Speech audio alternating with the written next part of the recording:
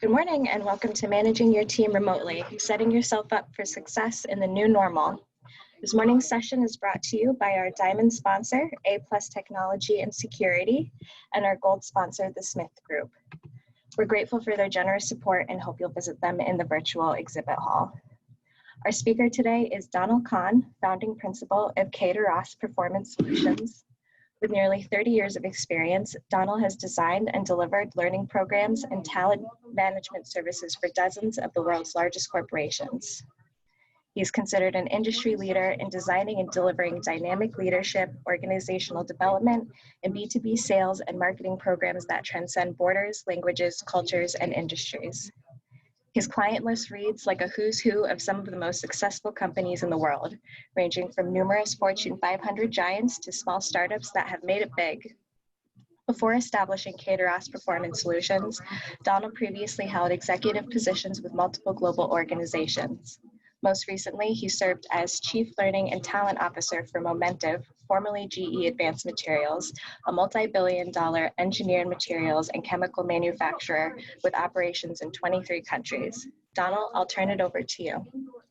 Thanks, Alyssa, and good morning, everyone. I want to start, before we get into the topic, and I want to start by asking the question that you hear very often, and almost a cliche at this point, and that's the new normal. In fact, it's even part of the title of this presentation. So what's going on? Is this the new normal that we're dealing with? And it's safe to say, actually, we're still in what's called the new abnormal, right? Things are in flux, and because of that, when you try to judge what it's like to manage remotely, when you try to understand whether you're apart from your staff or everybody is apart in a virtual environment, you have to understand that right now, there's a whole bunch of things going on. And basically, you can't really judge what it's like to manage remotely by what's going on right now. And I'll explain in detail. So for the past 8 years, I've owned a company that we've been in completely virtual, employees in 6 different continents and 16 different time zones. So I'm quite used to working virtually, but understand some of those best practices on what would be in a quote normal situation, working and leading virtually may and most likely don't apply to today's turbulent times. And why is that? Well, basically right now there's 3 things going on. We still have to manage our regular operations. We also have to manage what we're still kind of in crisis mode. And then thirdly, this whole remote piece. So we're kind of caught between all 3 forces. So I want to talk a little bit more about some of the best practices traditionally, whether it be crisis management or leading remotely, but especially today, just how to keep your head above water and how to set yourself up for success as all these moving targets around us. So if I were to teach some of this to clients, it would be at least 8 to 10 hours of training for each of these 3 modules. We're going to try to tackle this in the next 45 minutes and have some questions around this. So it'll be a high level on hopefully some practical tips you can apply right away, but there's a lot more to talk about we won't get to.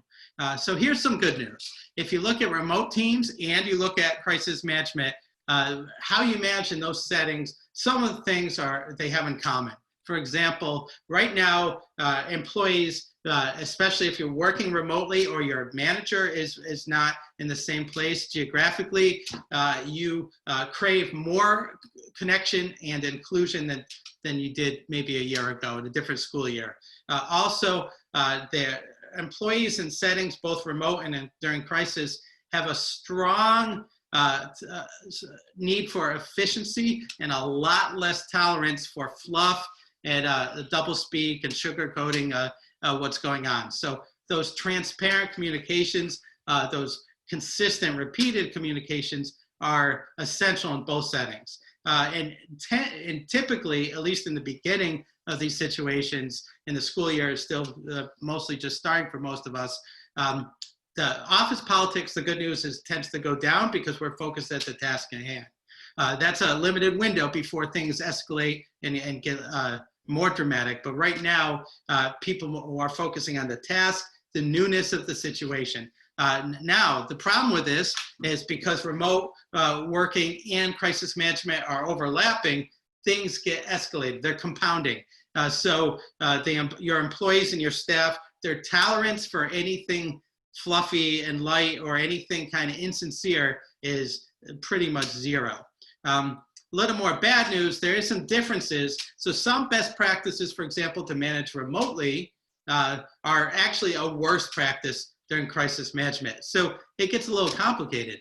So for example, remote teams tend to have lower engagement naturally. You're apart, you don't have as much interaction, direct interaction, and it's easy to start tuning out and feeling disenfranchised.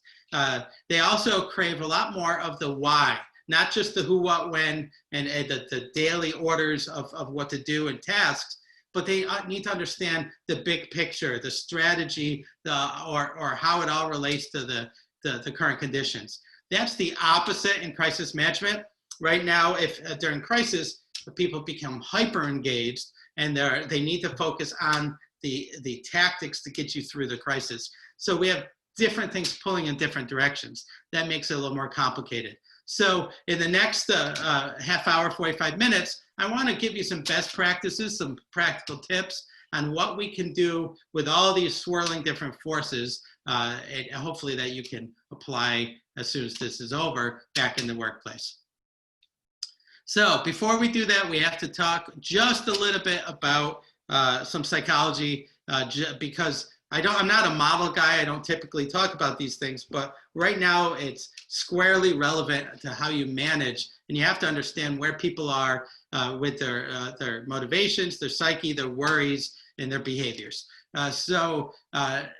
If you're familiar with a model in psychology, there's what they call the big four. There's Freud and MASLOW and Skinner. We're going to look at MASLOW is what's called hierarchy of needs, just very briefly because it's relevant.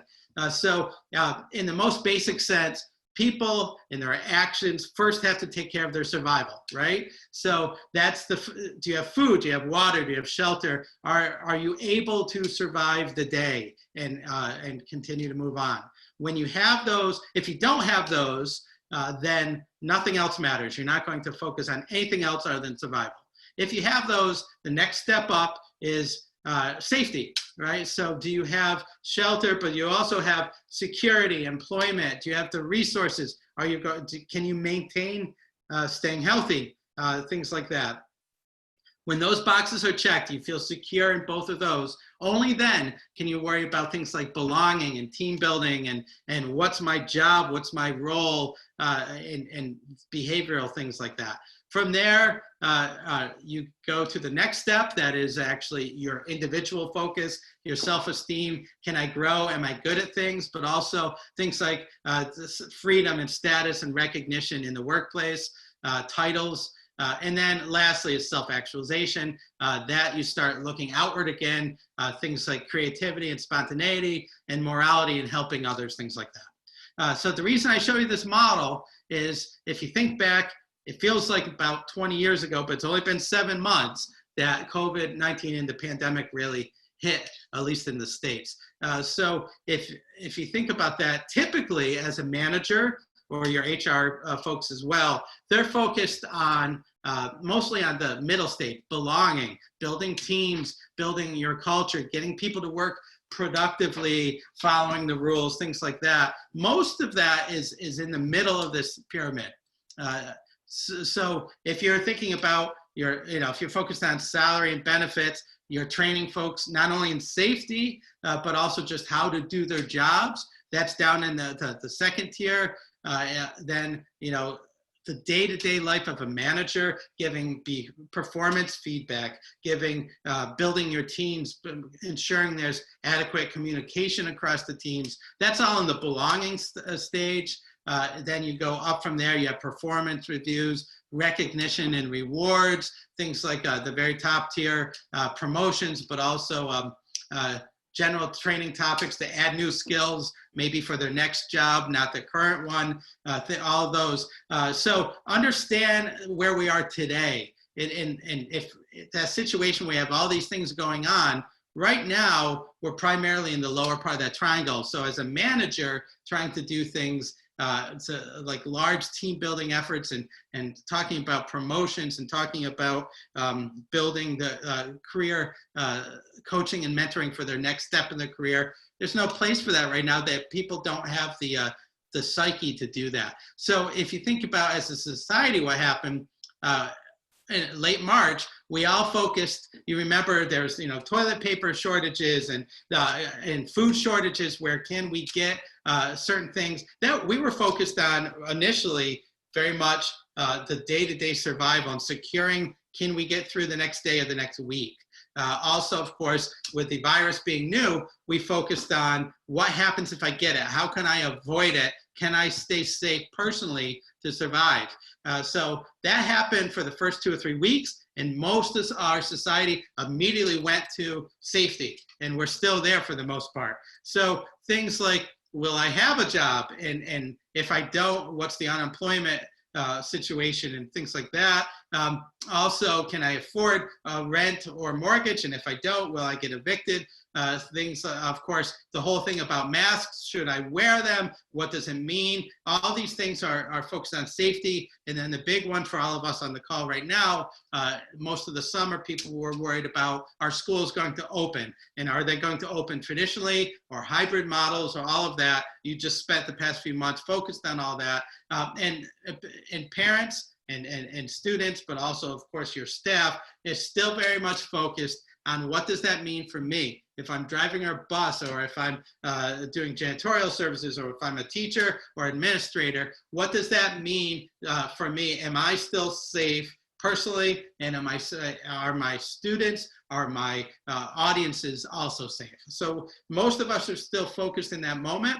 If as a manager, you can raise that, if you feel like you've built a secure environment, you're always going to focus on that. The best you can do is building your staff around belonging right now. So building connections across your teams and your faculty, building, reinforcing that culture, what it means, also the values, the mission, why you're doing it in the first place as educators. And then lastly, your efficiency and performance. All of those other things that managers typically focus on that's higher on the pyramid are probably going to not resonate and not be effective because people aren't ready to start thinking about that. They're still in the mode of safety and to a lesser extent, belonging and team building. All right, so keep that in mind as we go through some of these steps. So instead of talking about best practices, actually, I thought I'd flip it around and talk a little bit about some of the common mistakes we're seeing a lot of managers making. And from there, we can debrief on how to avoid some of those. So the first one, and it's really common, is relying on those trickle-down communications. It might be your superintendent in schools or principals or whomever, kind of higher in an org chart to they're communicating across an organization some of the strategy and the things like that. Well, only relying on the top managers, you definitely want to have that cohesive strategy communications from the top, but also understand as the org chart slips down, those directors and managers and supervisor levels should also be adding context and also consistency and continuity to the message. You're seeing a lot of folks who are questioning, well, my superintendent said this, but what does it mean? Or sending mixed messages, contradictory messages, back channel to send, things like that, which are creating quite a bit of confusion across organizations. So as a manager, be sure to try to help convey a consistent message with context, but not that double speak and criticism of senior leaders. That's common, but right now it can be very toxic. Another mistake we see, some managers feel because you're the manager and the leader, you need to be always positive and always kind of the cheerleader and in keeping up a positive face when your team is facing adversity or challenges because it's kind of a weird time. Well, understand that managers, yes, you certainly want to keep morale up, but that becomes a mixed message pretty quickly, and you lose credibility if you're only talking about the positive. People understand that there are a lot of different negatives out there, and as a leader, you should address those as well. So understand right now, people tend to be hyper engaged, and therefore they don't lack motivation. You don't need to necessarily cheer them on. You need to be transparent and authentic. So certainly remain hopeful, but also, and show your empathy, but be realistic and show your knowledge. Keep focused on the tasks at hand especially during kind of crisis mode, as we still are. Remain hopeful and stop pulling rank right now from being I'm the boss, do this, to try to create a collegial setting and more of a collaboration. That's important during crisis, but also for virtual communications. The third common mistake we're seeing is almost the flip of the second, and that is there are some managers who are saying, well, we have policies in place. We've done this for a long time. Just focus on the work, and taking the personal concerns and the communications right out of it. So the kind of person who says, just stick to what we do and we'll get through this. As a leader, you do have to balance, focused on the procedures and the process with personal interaction and empathy, especially right now. So it's more of a time to, again, to be a colleague as much as a dictator, a dictatorial leader. All right, so save that for a different time. In fact, there are times it's not appropriate ever, but certainly not right now. The fourth, let's talk about kind of how we're reacting to the outside world. A lot of times leaders feel like we're supposed to have the answers. Your team is looking for us to provide guidance, but also have some sort of knowledge on what to do, because they don't necessarily have it.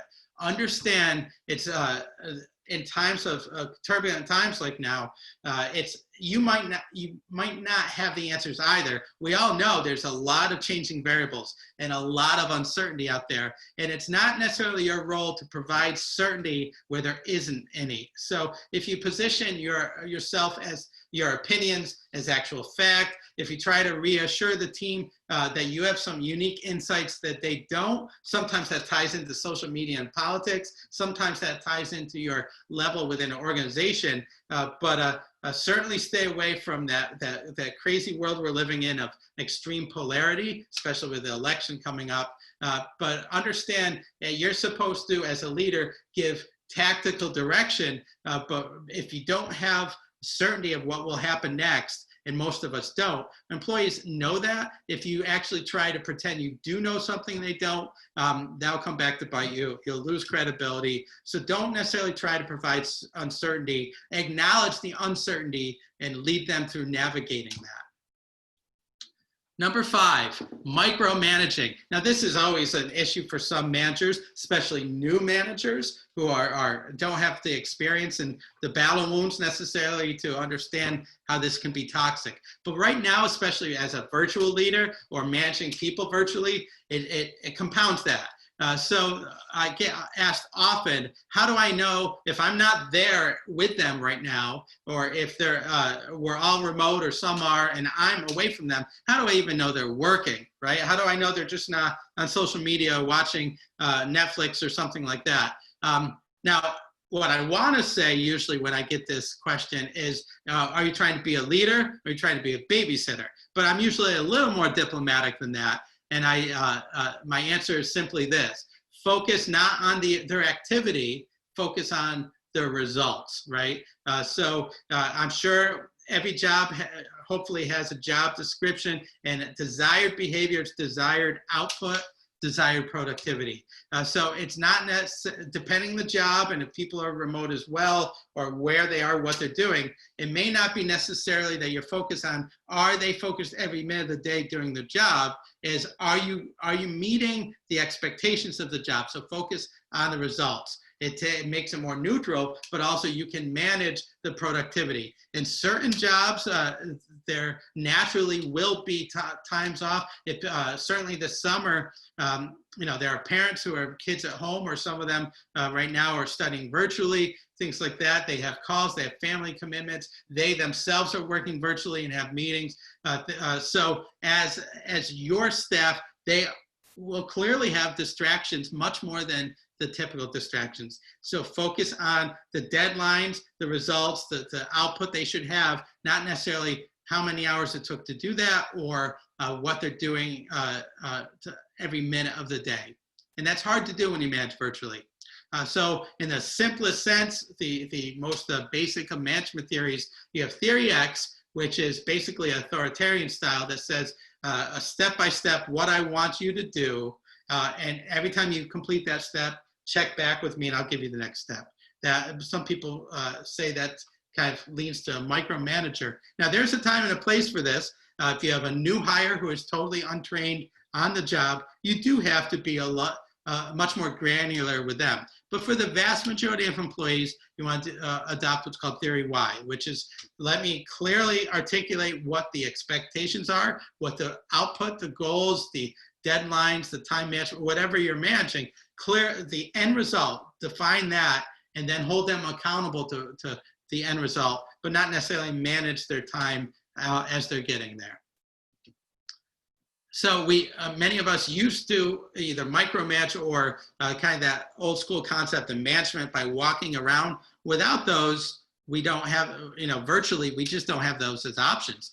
So focus on, yes, it's going to require more trust and empowerment of your people, communicating the expectations, verifying their understanding of their tools, their resources, what's expected, and then holding them accountable for the results.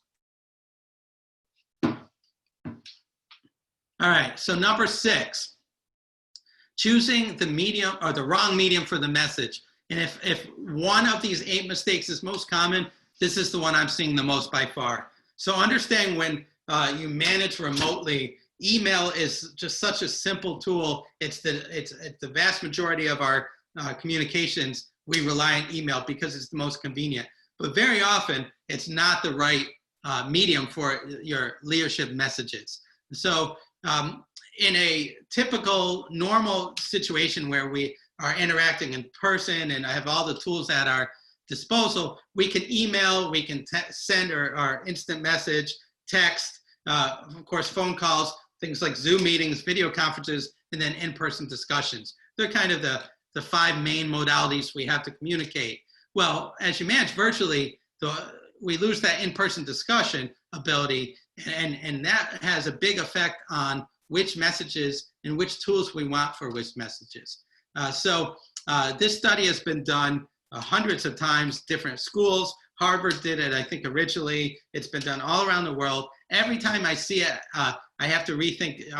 It seems a little counterintuitive, but if we're in person, how we communicate, over half of our message has nothing to do with my words or my voice. It's nonverbals, right? So it's eye contact and gestures and pauses and things like that. And that's how, if you ever played the game charades, that's how you can even do that. You can be effective getting messages across, or at least over half of your message, simply by body language and all those other tools. Another over 1/3 of the message is still not the words we're choosing. It's actually our voice. So now our volume, our pace, our silence, our cadence, all of those things, the tone, convey the message. So what that says right now in this model in theory, I could speak a language that none of us on this call speak, right? I don't know if anyone speaks Swahili or some language that we don't all share. And I could still communicate with 93% effective my message just by my gestures and hearing my voice. And then the last 7%, of course, is the words. But we spend an awful lot of time focusing on the words and not necessarily the manner of which we communicate them, especially as leaders. So just put a different way, it's the same options I just broke out, the vocal inflections and the timing here. So if you look at this, of course, we have 100% of our tools at our disposal if we're speaking in person. Video calls, we lose some of that efficiency, and then you see the way down where emails, we only have the words. You don't have the timing, the pacing, the gestures, all those things. So we're wildly inefficient by emails to begin with.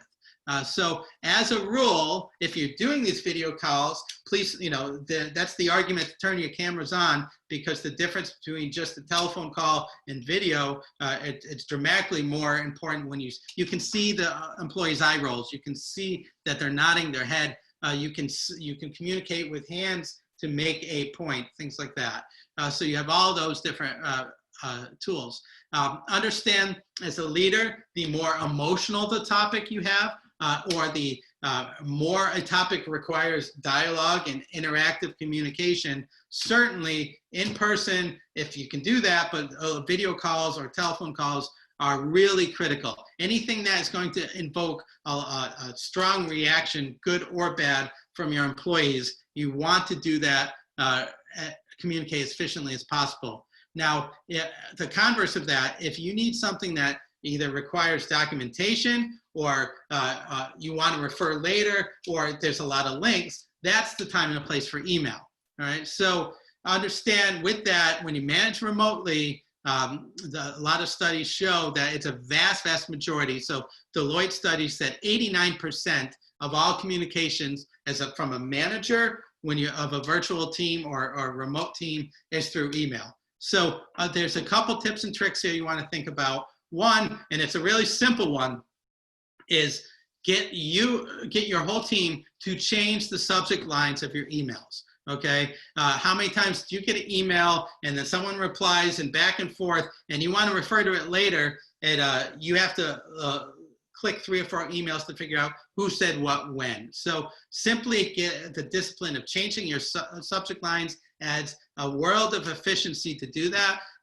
So either change the subject lines, or at a minimum have version controls. So when you reply, put V2, V3, things like that, so you understand which message is which. Also understand, if you're going to send one email with 2 different topics, it's usually better to send 2 different emails. You could argue that just adds to your in tray, but when you're working remotely, separate emails, one gets responded to, the other doesn't. It shows it actually saves a lot of time over the period of a work day when you get more emails with singular points in them than a litany of emails in one. So consider separate emails for different topics, and then it becomes more efficient as the team starts adopting that.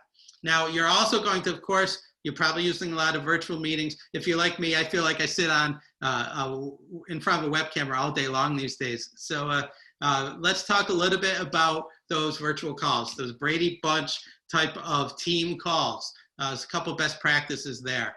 So understand, right now we're using Zoom as a platform, but there are many, whether you use WebEx or Skype, there are all kind of variations to a similar theme. So here's a couple of tips. One, if you're facilitating, even if it's only 4 or 5 people on a call, if you as a leader are the facilitator and the presenter, then assign someone else on your team to be the moderator. That way you can use the chat function. That right now Alyssa's doing that for me, and thank you, Alyssa. So I can focus on the message and focus on the dialogue, and someone else is focusing on the tactical, whether it be the chats or questions, things like that. Use whiteboards for notes like you would in a break, like in a meeting room. Certainly use break rooms. If you have larger groups, they can have individual discussions. Also, you can, a lot of times people will have a discussion on these calls, and then later they'll send emails. It's usually more efficient. Someone just puts that right in the chat, a link or a document, and you share it in real time. So again, it saves you a lot of time in that regard. Use waiting rooms. Waiting rooms, the moderator or the meeting host can let people in. And that's really important because there are many times you might have back-to-back meetings, and it's an hour meeting, and then the last 10 minutes someone joined early, and it gets really awkward, and your end of your meetings get a little confusing because there's new people on the call or waiting for the next meeting, things like that. So certainly use waiting rooms. If you share videos, understand that's going to tax a lot of the bandwidth of these type of Zoom programs. So sharing, and I mean like streaming videos, not just a link to a video. Understand that's usually where systems lock up. And a lot of folks, whether you're working at home or other people are, have varying bandwidth of their Wi-Fi. Some of these families, they have kids also trying to attend in classes, or college students, or your spouse also working. So bandwidth and Wi-Fi is like a battle right now. Sharing videos is going to slow down everything, and you're inviting trouble to stream videos. Understand also, because of those same reasons of Wi-Fi, you might want to schedule meetings off-peak time. So instead of a 9:30 meeting like we started right now, start at 9:37, and or something kind of feels awkward, but that will free up the bandwidth because the bandwidth gets allocated for Zoom or anything like that minute one or the second one of a meeting. So if you change these weird 9:03, 9:07 type of minutes for a meeting, then you won't have those limitations in the system. All right, so there's some security issues to talk about. Again, some programs are safer than others. You see, WebEx versus Adobe Connect or whatever. But some of the 6 you see here, or the 5 you see here, are kind of infamous for having some security issues, Zoom in particular.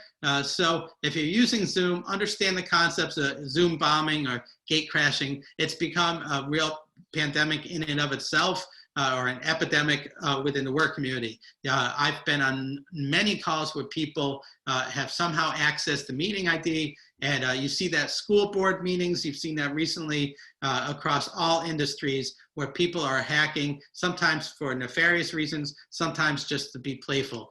So understand there's a difference between personal IDs and meeting IDs. Keep your personal IDs separate. By all means, keep all those meetings off of social media. Don't post, even if it's a public meeting, you're going to have to some sort of check and balance where you don't want to just put the meeting ID right out there on social media where anyone can attend without some security measures behind that. General public meetings, so use registration, use passwords, use lock features if you're going to have those. Know immediately whatever system, if someone calls in for whatever reason and wreaks havoc, know quickly how to remove them. It's something you hopefully won't need to do, but when you need to do that, you need to do that very fast.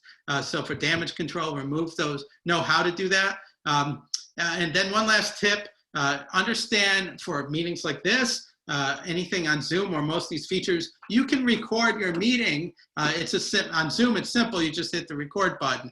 But with that comes some big drawbacks. So there's been quite a few snafus, and I've heard a lot of nightmare HR stories behind this. So so you have a chat function. Many of you right now might be asking questions or giving your thoughts. And that chat function could be, you have 2 options, private or public. So a public chat, everyone can see. A private chat is just between you and the meeting host. So sometimes you're in a meeting and it's boring, or you have different comments, and you might make those on the chat knowing it's private and it's going only to someone else on the call. That's all well and good. It'll stay private during real time, except if it's being recorded. If you then put that meeting on a shared drive for minutes or to refer later, all the chats, both public and private, show up in the video. And you can imagine how many people have learned this the hard way. So understand, even if it's a private chat, it's being recorded, that gets recorded as well. All right, so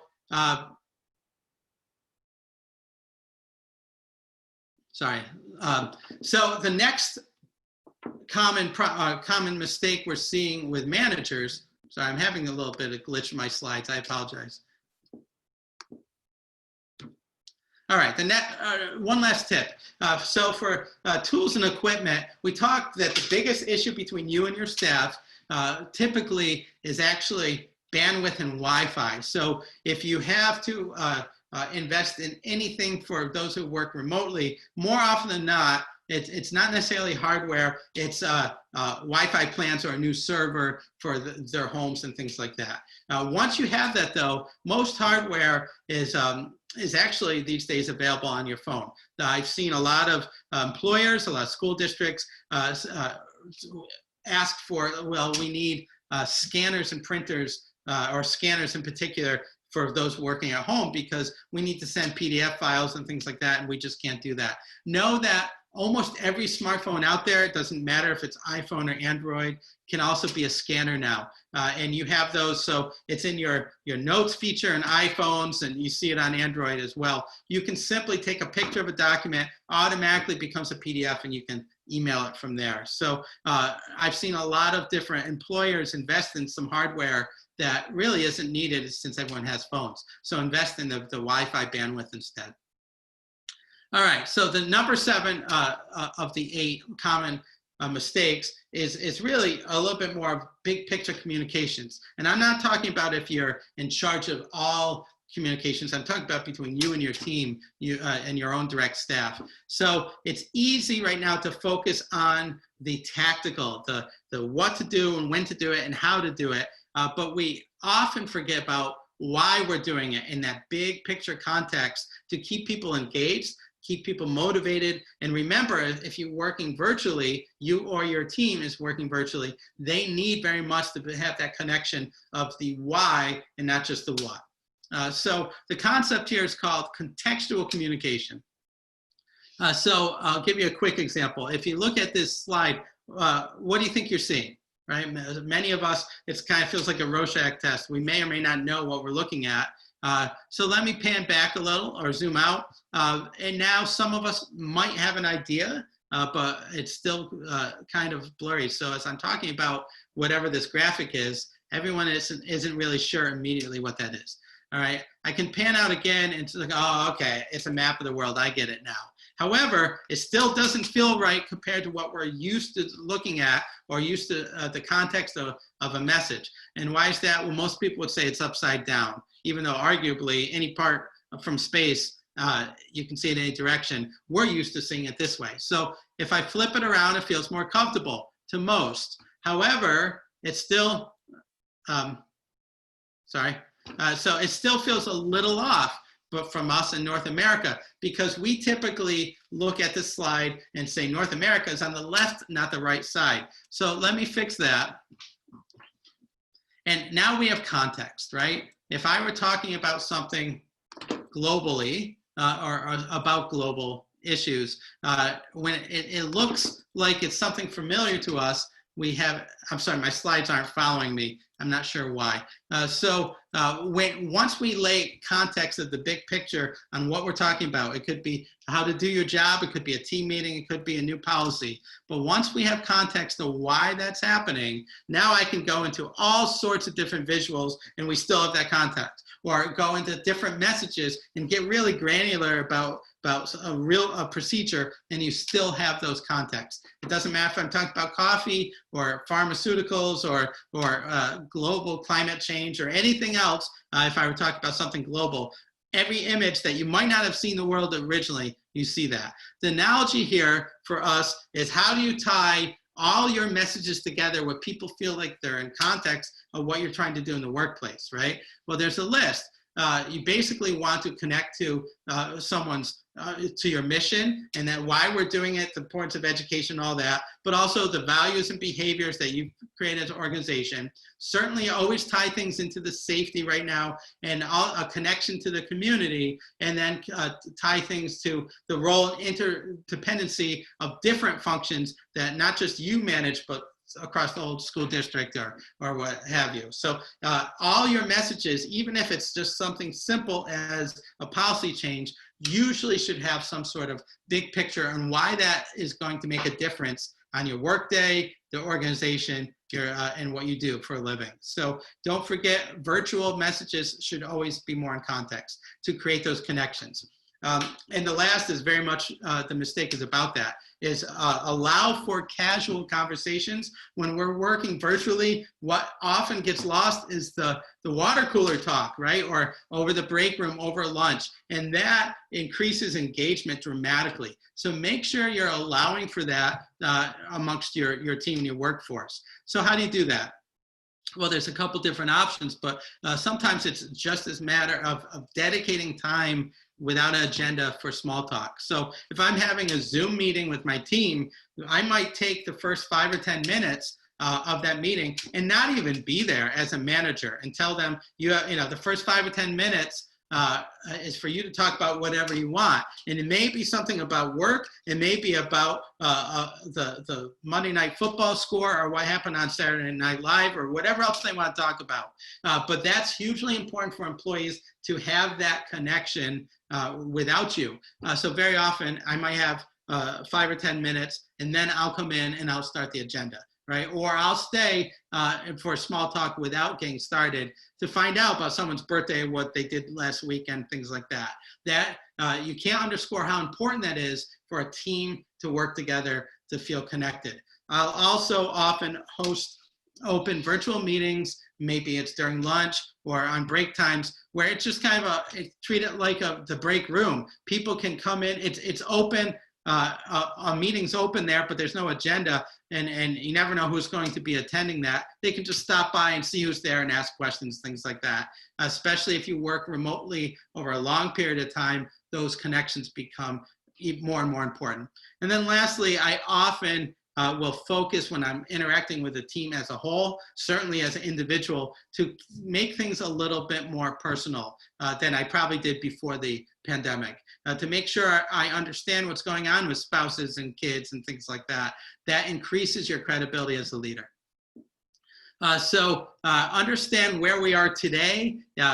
There's a lot of employers are looking at you know, trying to do big performance reviews or reorgs and retitling and things like that. Well, most organizations are not there right now. Focus on safety first, and then team and involvement, belonging, and certainly trying to get higher engagement levels, because that'll fall off as soon as we work virtually for a long period of time. So again, there's a couple best practices. Focus on safety and collaboration, they're big too. Be authentic and be real. Don't either be the cheerleader or the just focus on work. Have something in the middle. Communicate the why, not just the what.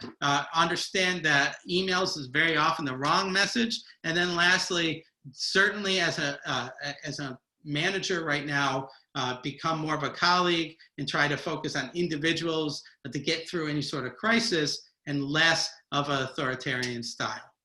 So with that, Alyssa, I think we have 15 or 20 minutes for questions. So I'll give it back to you for the moderation here.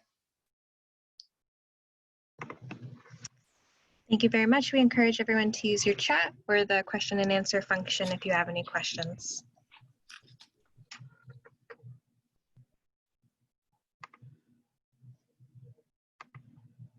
I'd love to hear from some folks on the call, some real world situations as a leader, what they're trying to, what they're struggling with maybe. And, you know, we can brainstorm together and maybe I can give you some insights. I've worked with an awful lot of different types of workplaces that I might be able to share a best practice from them.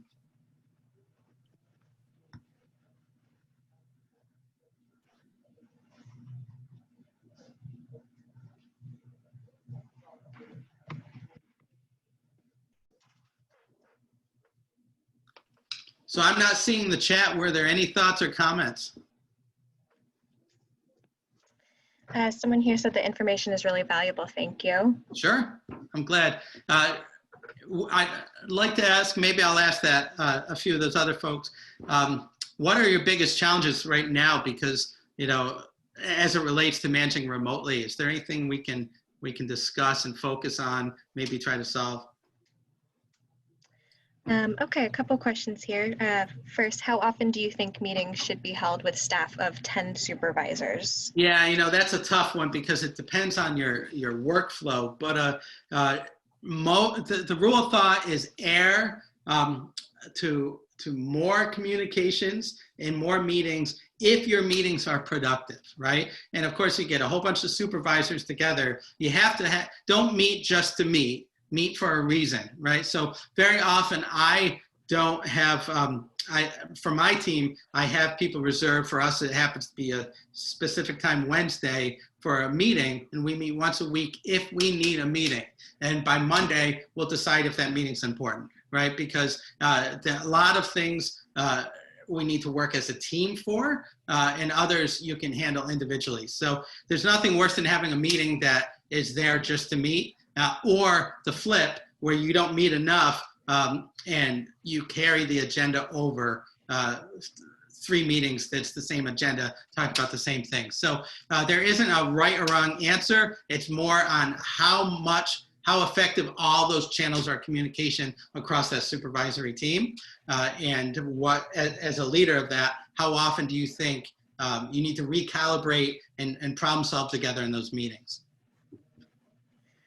Okay, another question. Any tip on how to cope with the ever-moving rules and regulation targets? Yeah, well, the question becomes, I mean, you can't necessarily change the moving targets, right? And I don't know your specific jobs if you have authority to change those. So you can expect them to perpetually change. So the best way is to communicate with your team that every change is not a final change. A lot of times we treat this on kind of a problem-solving model, right? Where you have an issue, there's a new change, you try to solve it or try to communicate it, and then hopefully the problem goes away, there's a solution. But reality is, in most of our world, most of what we do as managers aren't problems, they're technically called polarities, right? Things that are just different forces pulling us in multiple directions. And getting your team, as you communicate, to understand that as well, and that this is what we're doing right now, but it will surely change in a week, so getting them kind of conditioned to a state of perpetual change and getting them used to that versus communicating, this is the answer. Because very often you set yourself up for failure a week later when the policy changed again. So practicing change management communication is probably the best thing you can do.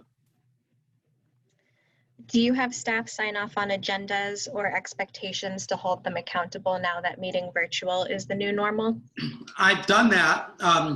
And again, it does depend on really the accountability level of your team. If you're it depends how you're holding your meetings in particular. Are you having a meeting where you're using the whiteboards, you're using the collaboration tools? And if that's the case, you already know who's there.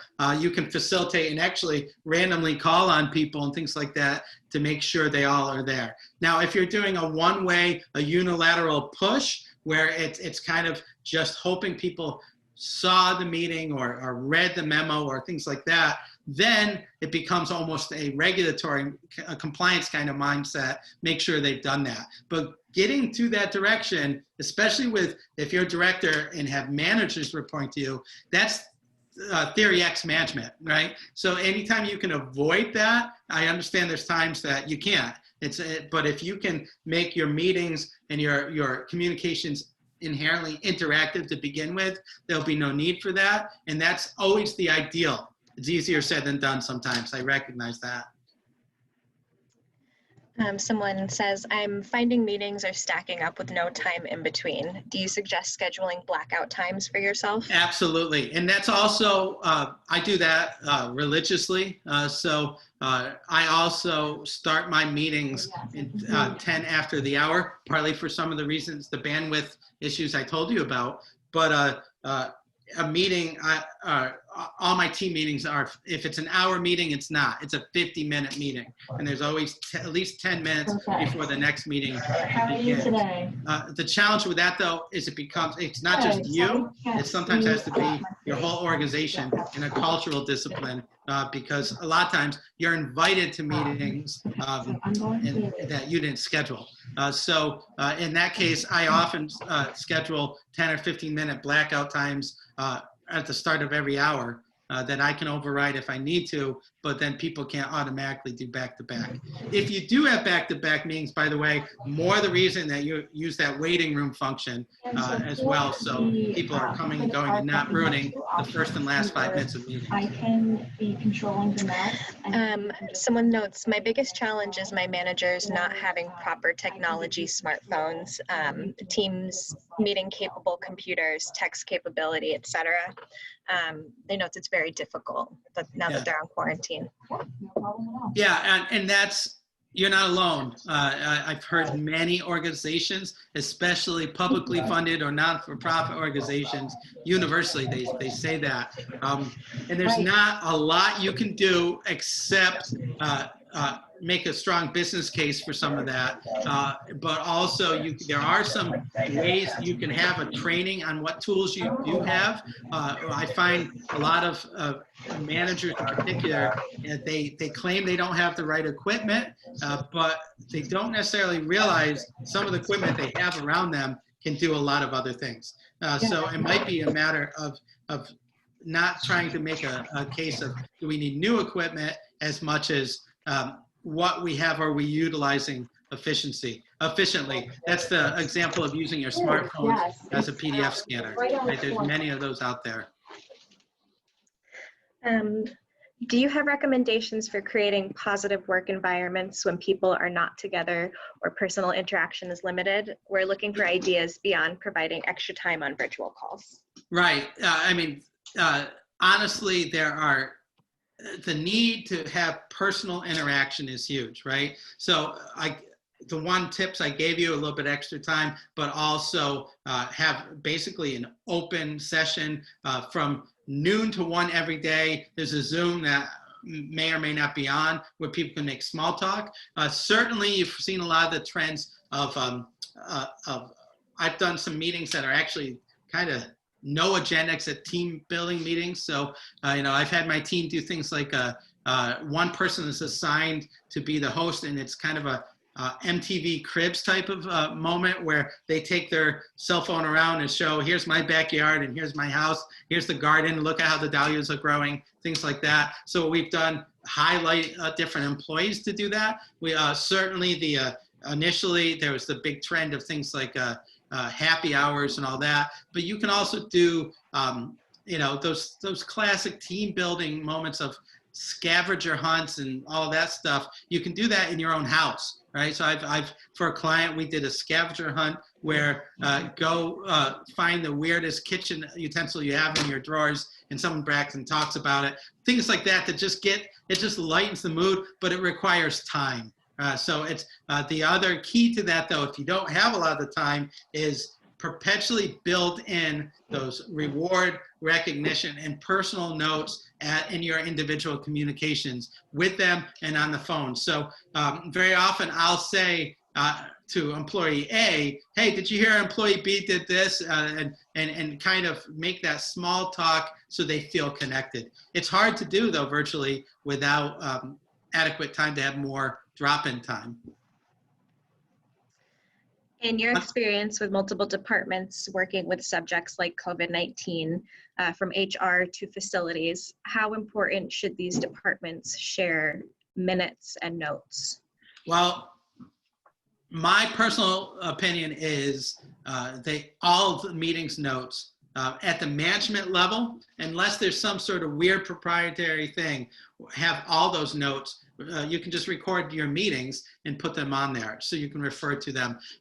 You'd be surprised, especially between functions like HR and facilities, if you're not having joint meetings, you can at least have somebody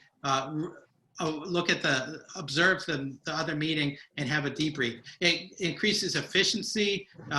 If you just watch the video of the other meeting and you glean things, it raises questions. Understand virtual work creates silos. For a good example is facilities and HR. You may have in the past had joint meetings or had someone sit on the other department's meeting sometimes, but now you tend to only meet with your own colleagues in your own function, and those silos are created or compounded. So I do record all of team meetings. I also very often invite, for example, if you're having a facilities meeting, invite the HR person to call in and attend that meeting or every now and then, so they can go back and report what's being discussed both ways. So make sure you prevent those silos the best you can, because it's inherent to virtual work. Okay. Okay, that looks like the last of our questions. Folks are saying great information. Thank you. Now, my last slide, if I go back one, if anyone has any other questions, I welcome them. Feel free, or if you have a question you didn't want to ask publicly, you see my email and my website there. Don't hesitate to email directly if you think I can share any information, or if there's a follow-up you'd like individually. I'm happy to share.